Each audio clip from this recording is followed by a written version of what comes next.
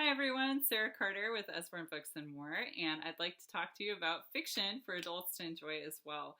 The first book I'd like to tell you about is The Mystery of the Clockwork Sparrow. It's the first one in a series of three that we have. The second one is The Jeweled Moth. Third one we just came out with is The Mystery of the Painted Dragon.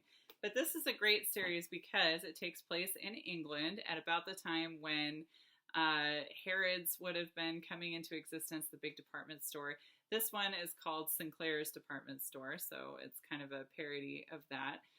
But it's a lot of fun because you have two female protagonists in this. You've got Sophie Taylor and Lillian Rose. They're good friends, and they both are working at this store that's having its grand opening. It really gives you a sense of just the opulence of those kinds of stores and just the spectacle that it was around that time period.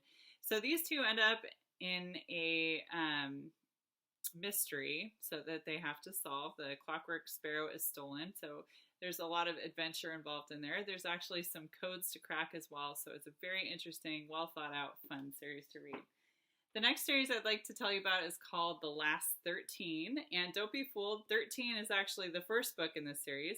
It's now sold as a set. And Last 13 is about a boy named Sam, and Sam starts off having a dream, and he continues to dream about the other people that are involved in this prophecy.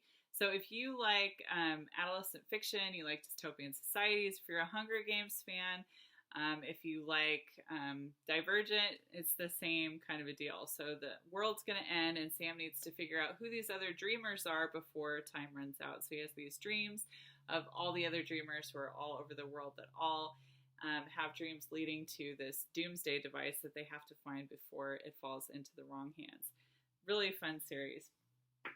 The next series I'd like to share with you is a brand new series that's called The Mapmaker Chronicles, and right now there are three in this series as well.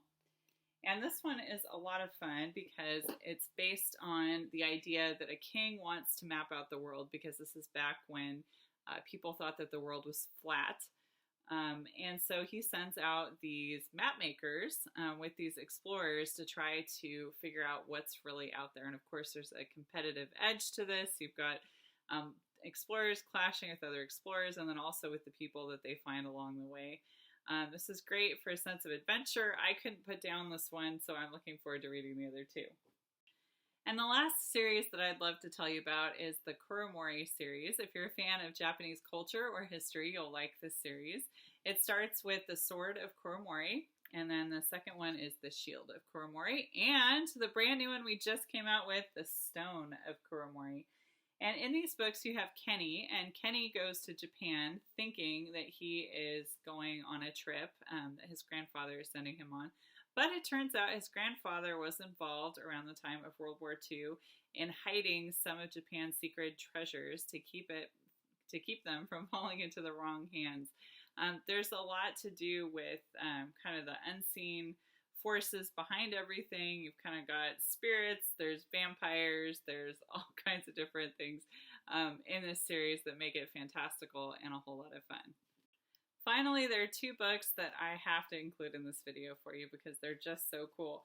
First one is the Usborne Book of Greek Myths, and it's exactly how it sounds. It's full of different retellings of classic Greek myths that you may or may not recognize. There's the table of contents. And again, you have beautiful pictures throughout, lots of text as well. If you don't know a whole lot about Greek myths, this is a good introduction to them for you.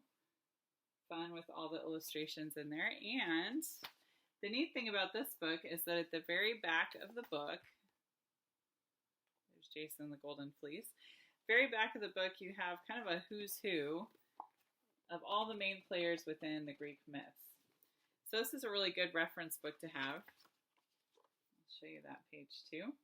And just a whole lot of fun to read. All right, the last one that I want to show you is the Usborne Complete Shakespeare. You can tell that I'm a Shakespeare nerd. And whether you're a Shakespeare nerd or you don't have a clue about Shakespeare, this book is great, and here's why. So if you open it up, before each of the plays, and it does have every Shakespearean play in here, histories, comedies, tragedies, the problem plays, all of them, they're all in here. Beginning of each one, there's beautiful illustration that shows who the cast of characters are, what the setting is. It's a great introduction to Shakespeare. Then you can see that each of the plays is retold. You have quotes from the actual play at the bottom of just about every page. Let's see if I can show you the introduction to a couple more here.